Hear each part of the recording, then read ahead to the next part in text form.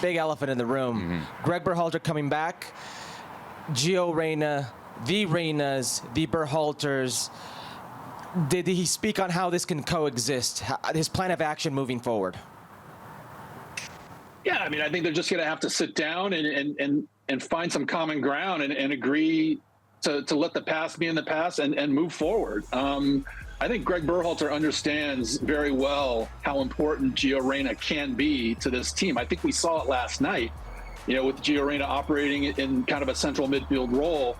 And certainly the U.S. looked very dynamic at times, flanked by Tim Weah and Christian Pulisic. And then you got Folarin Balogun, playing as a central striker. So, again, I think Berhalter understands how big a player Gio Reyna can be. And it's there are going to be some hard conversations for sure. I think he's going to have to listen to see how all of this impacted Gio Reyna and try to gain a deeper understanding of why he reacted the way he did in Qatar, where he was not giving his full effort in training.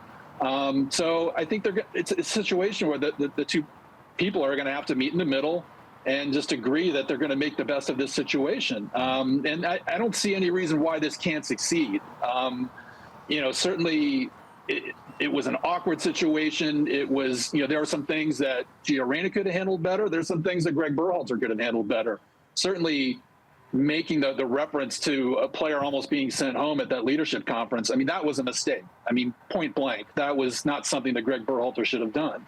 And so, again, I think they're going to have to, both of them, hold up their hands and say, hey, this is where I could have done better, and this is how we're going to try to fix it in the future. So, but that is by no means the only conversation, a difficult conversation that Gregg Berhalter is going to have. I mean, he's going to talk to Zach Steffen. He's going to talk to Ricardo Pepi. Both of those guys were some of the final cuts on the World Cup roster. And, that's not an easy thing for a player to get over. I mean, I've talked to players, like Brian Ching back in the day when Bob Bradley left him off. I mean, that's not sometimes that relationship is not able to be repaired. It's not able to move forward. So, that can be a challenge. But again, I think Gio Reyna's got so much of his career in front of him, and Gregg Berhalter's got another World Cup cycle as U.S. manager in front of him. So it's in both people's interest to try to mend some fences and try to make this thing work. Well, thank you very much for watching ESPN on YouTube. For more sports highlights and analysis, be sure to download the ESPN app. And for live streaming, premium content, and let's not forget as well, ESPN FC 7 days a week. Subscribe to ESPN+.